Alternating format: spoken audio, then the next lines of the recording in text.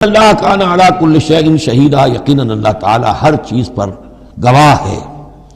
اب آئی ہے وہ آیت، اصل میں کانٹے دار آیت جو ہے، جو عورتوں کے حلق سے بہت مشکل سے اترتی ہے، کانٹا بن کر اٹک جاتی ہے۔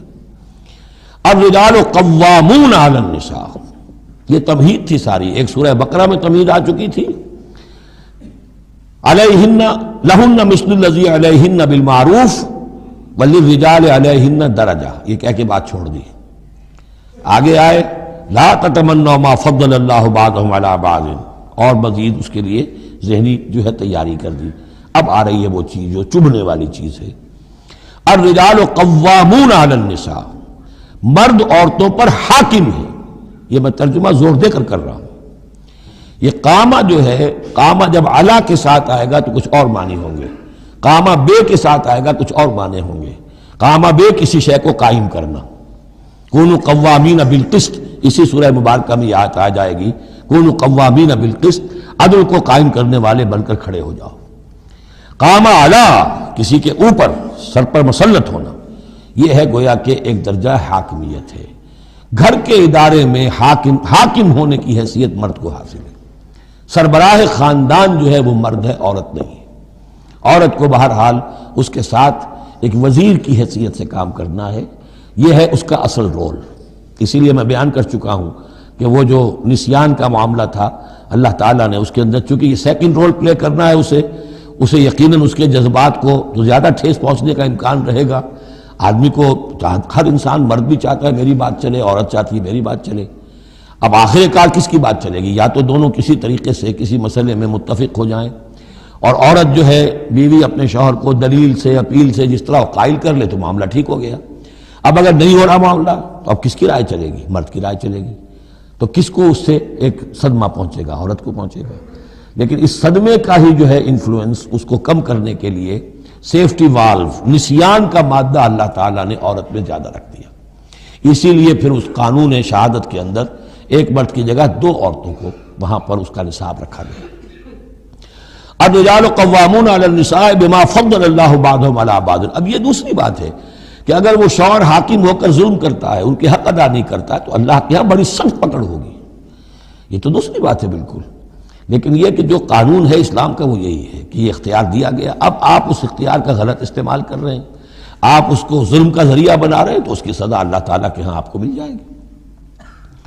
بما فضل اللہ بعضهم علی بعض، بسبب اس فضیلت کے جو اللہ نے بعض کو بعض پر دی ہے، وبما انفقوا من اموالہم، اور بسبب اس کے کہ جو وہ خرچ کرتے ہیں اپنے مال۔ اب دیکھیے یہ خرچ کرنے کا معاملہ اسلام میں شادی سے شروع ہو گیا۔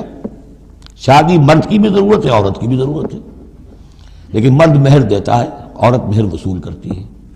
تو جو خرچ کرنے والا ہے اب اس کی ایک حیثیت دوسری ہو گئی۔ پھر گھر میں اس کا نان نفقہ پورا جو ہے، اس کا خرچہ، اس کی ذمہ داری، اس کو سپورٹ کرنا شوہر کے اوپر ہے، تو اب وہ مال خرچ کر رہے ہیں۔ بما انفقوا من اموالہم، فالصالحات، تو نیک بیویاں کون ہیں؟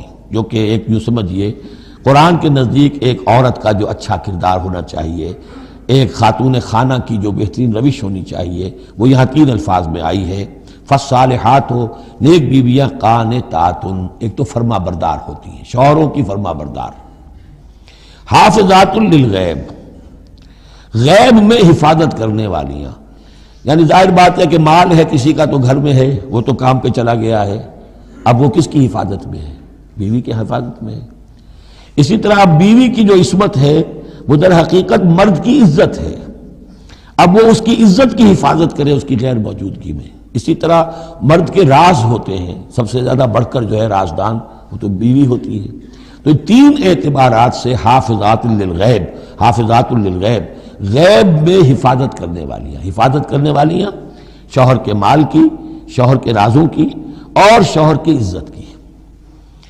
بما حفظ اللہ، اللہ کی حفاظت سے، حفاظت ہے تو اللہ کی، لیکن جیسے رازق اللہ ہے لیکن کام تو انسان کو کرنا پڑتا ہے، رزق کمانا پڑتا ہے۔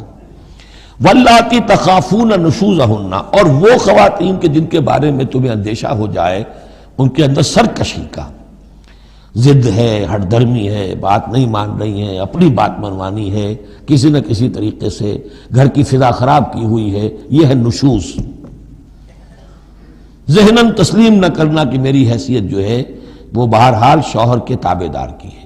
اس کو اگر تسلیم نہیں کریں گے تو ظاہر بات ہے فرکشن ہوگی، اور فرکشن جو ہے اس کے نتیجے کے اندر وہ گھر کے اندر جو ہے وہ ایک فساد پیدا ہوگا۔ واللاتی تخافون نشوزہن فعظوہن، تو ان کو پہلے تو نصیحت کرو، واہجروہن فی المضاجع، دوسرے تنبیہ کے طور پر ان سے تعلق اپنے بستر علیحدہ کر لو، اور ان کے ساتھ وہ تعلق ذل و شو جو ہے کچھ عرصے کے لیے بند کر دو۔ وَاضْرِبُوهُنَّ، اس پر بھی ٹھیک نہ ہو تو انہیں مارنے کی بھی اجازت ہے۔ اس میں حضور نے جو روکا ہے وہ یہ ہے کہ چہرے پر نہ مارا جائے، اور کوئی ایسی مار نہ ہو جس کا مستقل نشان جسم پر پڑے۔